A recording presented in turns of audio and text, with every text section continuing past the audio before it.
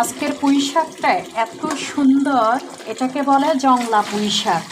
একেবারে সবুজ সবুজ, ডাঁটাগুলো হচ্ছে লাল লাল, খুব সুন্দর পুঁই শাকটা, সবুজ সবুজ। আজকে এটা চিংড়ি মাছ দিয়ে রান্না করবে। এই যে পুঁই শাকের ডাঁটাটা লাল লাল আর পাতাগুলো হচ্ছে সবুজ। 2 আঁটি এনেছে, দোনোটাই রান্না করে ফেলছি। অনেকগুলো এনেছে, ফ্রিজে রেখে দিব না, তাজা তাজা পুরোটাই চিংড়ি মাছ দিয়ে আজকে রান্না করব। পুঁই শাকটা একেবারে নরম।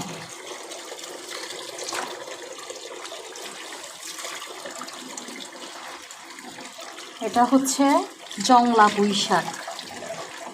এটা হচ্ছে চিকন চিকন, এটার লতাটা অনেক বেশ বড় হয়, অনেক লতা হয়, অনেকগুলো লতা বের হয় এটা থেকে।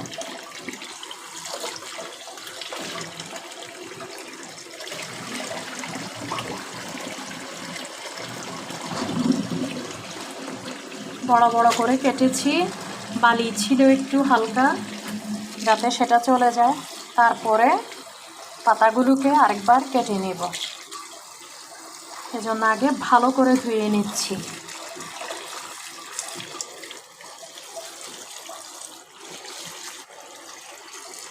পাতাগুলো দেখতেই ভালো লাগছে।